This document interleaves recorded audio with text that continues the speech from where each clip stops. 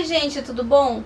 Meu nome é Gabriela e eu vim falar pra vocês a respeito desse livro aqui, O Mundo se Despedaça, do Chinua Achebe.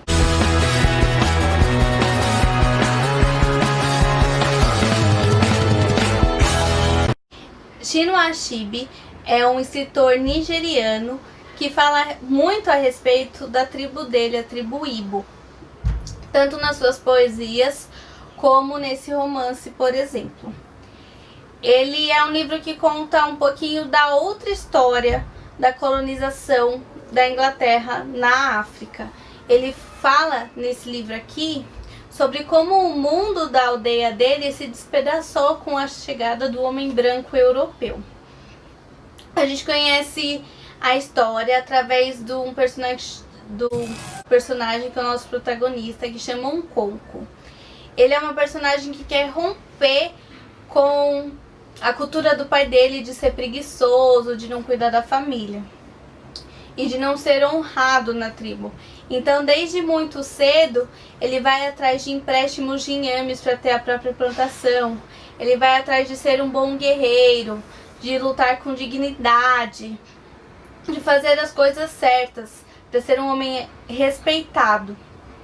E ele sofre muito até conseguir ter a plantação dele, as suas 3 mulheres e os seus filhos, que é praticamente quando a história começa de vez, é quando a gente conhece a riqueza cultural dessa tribo. A gente conhece todas as festividades feitas por eles, como se dá, a gente conhece o ritual do casamento, o ritual do enterro, a religião, como são as decisões no local. E é muito bonito o jeito como isso é tratado no livro, porque, por exemplo, nas festividades tem partes que são os ancestrais, tem parte que são os espíritos, tem parte que a coisa está acontecendo mesmo. É muito mítico. Enquanto isso, na família dele, a gente vê um homem muito conservador, né? Na tribo se permitia bater nas mulheres, mas não podia ser por qualquer motivo. Ele tinha 3 esposas. O primogênito dele, ele era muito triste porque ele via muito do pai dele no seu primogênito, então ele achava que o primogênito era preguiçoso, que ele não tinha força, que ele era praticamente uma mulher, ele coloca aqui. Enquanto a sua filha da segunda esposa, ele queria que tivesse nascido homem, porque ela é uma menina que desde muito cedo tem muita firmeza, tem muita opinião. Então é uma família bem conservadora, que conserva mesmo os ritos da aldeia. E apesar disso, a gente vê que ele é um homem que se faz de não ter um sentimento, mas ele tem. Porque, por exemplo, quando ele tem que resolver um assunto em outra aldeia, a outra aldeia manda ele levar com ele um menino como recompensa, né, para manter a paz. E o menino fica na casa dele até a tribo decidir o que faria ao menino. E passados muitos anos, ele já considerava o menino um filho, ele acaba tendo que matar o menino. E aí ele fica muito triste por causa disso, ele fica muito desolado. Então a gente percebe que apesar de um cara que é muito firme, que é muito conservador, ele também tem sentimentos, ele é humano. Ele, pelo que parece, é o que mais tem firmeza na tribo, por causa da história dele, porque ele quer ser reconhecido, ele quer ter 4 títulos que a aldeia concede aos homens de honra mesmo, né? Então essa é a primeira parte do romance. A gente conhece em uma riqueza de detalhes qual é a religião, quais são as festividades, porque eles ficam felizes, porque eles ficam tristes. E eu acho que é a parte mais legal do livro, no sentido de riqueza mesmo, de conhecimento. A segunda e a terceira parte já são mais tristes, porque é quando o mundo se despedaça por completo. Entre a primeira e a segunda parte é quando o mundo da nossa personagem começa a se despedaçar, porque por uma invenção do destino, ele comete um crime no clã dele e ele é obrigado a ser exilado, né, era ir para a aldeia da mãe dele por 7 anos. Ele não pode voltar. E ele pega toda a família dele e vai. E ele fica muito abalado porque quando ele sai, ele sabe que depois de 7 anos ninguém vai lembrar mais ou menos quem ele é, ninguém vai saber o reconhecimento que ele já teve. Então é um período muito triste para o nosso personagem, quando o mundo dele, porque a função dele era ser bem sucedido, né? E nessa ida, né, nesse desavento do destino, o mundo dele se despedaça porque essa função foi completamente perdida. Ele não vai conseguir, depois de 7 anos, continuar ganhando os títulos para conseguir ter os 4 títulos da tribo, por exemplo. E nessa segunda parte, que é quando o homem branco e o catequista chega.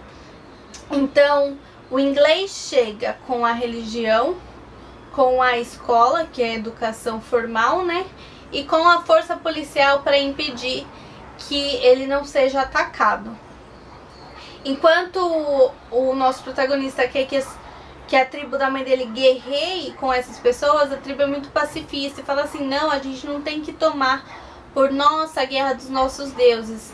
Eles farão alguma coisa a respeito, só que os deuses deles acabam não fazendo nada.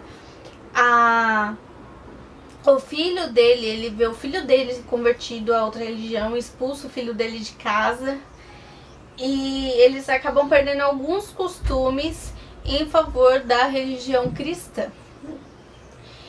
Quando ele volta, depois de 7 anos, ele volta para o clã dele, ele acha que o clã dele vai ter guerreado, que não vai estar tão perdido assim.